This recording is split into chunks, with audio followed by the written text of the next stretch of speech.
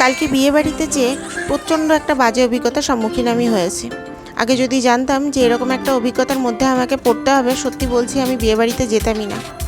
তবে কানে ধরছি, যতদিন না পর্যন্ত পৃথিবীবাবু একটু বড় হচ্ছে আর যতদিন না পর্যন্ত আমি বুঝতে পারছি যে ওকে নিয়ে কোনো একটা জায়গায় যেয়ে শান্তিমতো কিছুক্ষণ বসা যায়, শান্তিমতো সেই জায়গাটা কিছুক্ষণ থাকা যায়, ততদিন পর্যন্ত আমি বিয়ে বাড়ি কেন অন্য কোনো জায়গাতেই যাব, চেষ্টা করব খুব। সে যত কাছের লোকই হোক না কেন আমি যাব না।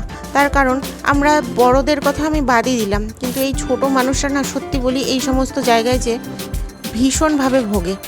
ওর অবস্থা দেখে আমারই খুব কষ্ট লাগছিল, তাই আমি চিন্তা করে নিয়েছি এই কাজ আর আমি করবো না। আর সব থেকে যেটা বেশি খারাপ অবস্থা হয়েছিল, আমাদের একজন একজন করে খেতে হচ্ছিল, যে আমি আগে খেয়েছি তারপরে মা খেয়েছে।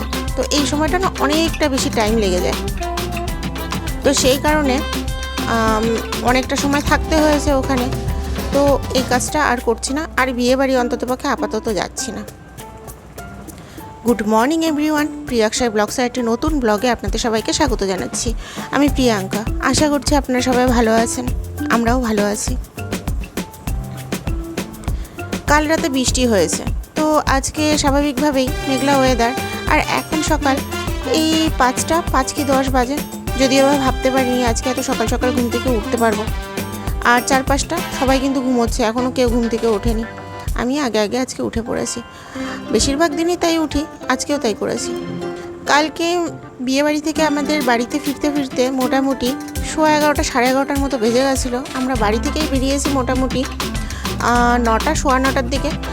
এত যে দেরি হবে সেটা ভাবতে পারিনি, তবে ওখানে যে একজন একজন করে খেতে হয়েছে, সেই কারণেই সমস্যাটা হয়েছে। আর বিয়েবাড়িতে সবাই সেজে গুজে থাকে, কেই বা বাবুকে ধরবে, আর কার কাছেই বা দেবো। সে আদৌ পৃথিবীবাবুকে কীভাবে রাখতে পারবে তাও তো সেটা জানি না। তো এই ভরসাটা ঠিক কাউকে করতে পারছিলাম না। হ্যাঁ, হয়তো বা কারো কাছে রাখতে পারতাম, কিন্তু না, সত্যি কথা বলি, ভরসা করতে পারছিলাম না যে আদৌ ওকে রাখতে পারবো। ও যা হুটোপাটা করে সে আদৌ সামলাতে পারবে কি না, এটাই ভাবছিলাম। তো সেই কারণেই আগে আমি খেয়েছি, তারপর মাকে খেতে হয়েছে। অনেকটা লেট হয়ে গেছে বাড়িতে আসতে আসতে। তারপর বাড়িতে এসে ওকে আবার খাওয়ানো, আবার ওকে খাইয়ে আবার ওকে ঘুম পাড়ানো, তারপর আবার কিছু কাজকর্ম ছিল, সব মিলিয়ে ঘুমোতে ঘুমোতে রাত্রিবেলা 2টো বেজেই গেছে। তারপরে সকালবেলা 5টার সময় ওঠা, সত্যি কথা বলি, ভীষণ টাফ ব্যাপার ছিল। যদি বা ঘুম ভেঙে গেছিলো, কিন্তু উঠতে ইচ্ছে হচ্ছিল না, মনে হচ্ছিল আর একটু যদি ঘুমোতে পারতাম খুব ভালো হতো। একবার তো ভাবছিলামই যে আজকে একটু দেরি করেই উঠি ঘুম থেকে। তারপর আবার নিজেকে জোর করে টেনে তুললাম যে না, শুয়ে থাকলেই শুয়ে থাকা হবে, অনেক কাজ আছে, উঠে পড়ি, নাহলে ওদিকে আবার যে মা বিপদে পড়বে। তো এইভাবেই উঠে পড়লাম। এখন যদিও বা মেঘলা মেঘলা একটা ওয়েদার আছে, কিন্তু ছাদে উঠে না বেশ মিষ্টি একটা হাওয়া, খুব বেশি যে হাওয়া ছিল তা কিন্তু নয়, তো হালকা একটা হাওয়া ছিল। নিচে না খুব গুমোট লাগছিল, কিন্তু উপরে উঠে ওয়েদারটা ভীষণ মিষ্টি ছিল, মিষ্টি হাওয়া ছিল, সত্যি ভালো লাগছিল। চারদিকে ভেজা ভেজা একটা ভাব, সে গুমোট গরমটা ছাদে ছিল না। যদিও বা হাজার বৃষ্টি হোক, যাই হোক না কেন, আমার মনে হয় যতদিন না শীত পড়ছে ততদিন এই নিচের গুমোট গরম কাটবে না, আমাদের কেন কারো বাড়িতেই কাটবে না। তো কালকেও যথারীতি আমাদের আশেপাশে সব বাড়িতে, এমনকি আমরাও রাত্রিবেলা এসি চালিয়ে ঘুমিয়েছি, যতই বৃষ্টি হোক না কেন। ওই যে বললাম, ভেতরের গুমোট ভাবই কাটছে না। এখন মেঘলা ওয়েদার আছে ঠিকই, কিন্তু দুপুরের দিকে কিন্তু বৃষ্টি হয়েছিল, একটু হালকা মেঘমেঘ ছিল, অন্ধকার অন্ধকার হয়েছিল। তার আগে আবার রোদও উঠেছিল। আবার দুপুরের পরে যখন বৃষ্টি হয়েছে সেই সময়টা রোদও উঠেছিল, আবার বৃষ্টিও হয়েছিল। তো ছোটোবেলায় শুনতাম রোদ উঠলে, বৃষ্টি হলে খ্যাকশিয়ালের বিয়ে হয়। যদিও বা আমি এই ব্যাপারটা অনেক দেখার চেষ্টা করেছি যে আদৌ হয় কি না। আমার আবার এই সমস্ত ব্যাপারে আগ্রহ একটু বেশি, যে আদৌ কি হয় দেখব আমি। তো সেই কারণে আগে যখন কুচবিহারে থাকতাম, তো ওখানে আমাদের আশেপাশে বেশ কয়েকটা বাড়িতেই বাঁশবাগান ছিল, মানে আমাদের ওই লাইনের মোটামুটি সব বাড়িতেই বাঁশবাগান ছিল। তো ওই বাগানগুলোতে রাত্রিবেলা করে খ্যাকশিয়াল ডাকতো। যদিও বা দিনের বেলা কিন্তু আমি ওদের একদিনও দেখতে পেতাম না, আর বাঁশবাগানগুলো যে খুব ঘন ছিল তাও কিন্তু নয়। তবে ওই দিনের বেলাতে ওদের আমি দেখতে পেতাম না, তবে রাত্রিবেলা করে কোথা থেকে যেন ওই খ্যাকশিয়ালগুলো আসতো। আদৌ ওটা শিয়াল না খ্যাকশিয়াল আমি জানি না, আদৌ এদের খ্যাকশিয়াল বা শিয়ালের মধ্যে কী ডিফারেন্স আছে। তো এরকম রাত্রিবেলা অনেক রাত করে ডাকতো। তো যখন ডাকতো তখন হালকা হালকা একটা গা ছমছমে ভাব হতো। ভয় যে আমি পেতাম কোনোদিনই কিন্তু আমি ভয় পেতাম না।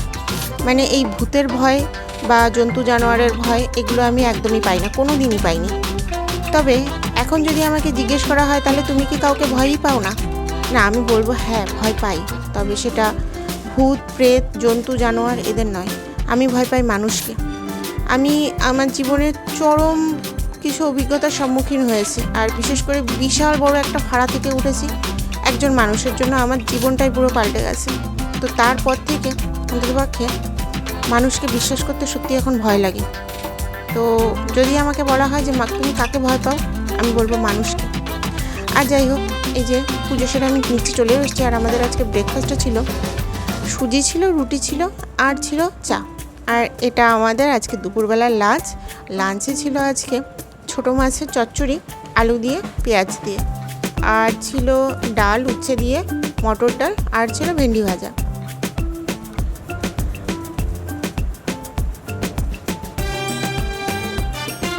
আর এখন সন্ধে 6:30 একটু বেশি বাজে। তো ভেবেছিলাম যে বিকেলবেলাটা একটুখানি ঘুমোবো।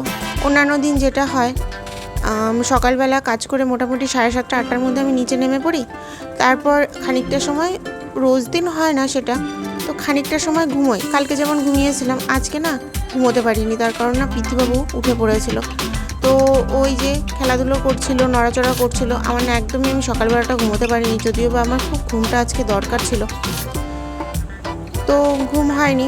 আর আমি মোটামুটি সব মিলিয়ে কালকে রাত্রিবেলা 3 ঘন্টার মতো ঘুমিয়েছি, আর সারাদিন একটুও বিশ্রাম পাইনি। বিকেলবেলাও ঘুমোতে পারিনি। বিকেলবেলাতেও যখনই খেয়ে দিয়ে আমি বিছানায় শুয়েছি, পিতৃবাবু ঘুম থেকে উঠে পড়েছে।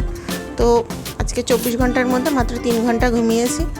সত্যি ভীষণই শরীর খারাপ লাগছে, জানি না রাত্রিবেলা কটা অবধি জাগতে হবে আজকে আবার।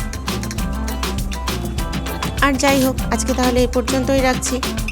আমার এই চ্যানেলটিকে আপনারা অবশ্যই সাবস্ক্রাইব করবেন, আর ভিডিওটি ভালো লেগে থাকলে অবশ্যই একটি লাইক করে দেবেন। সবাই ভালো থাকবেন, সুস্থ থাকবেন। আবার কথা হবে একটি নতুন ব্লগে। ততক্ষণের জন্য টাটা।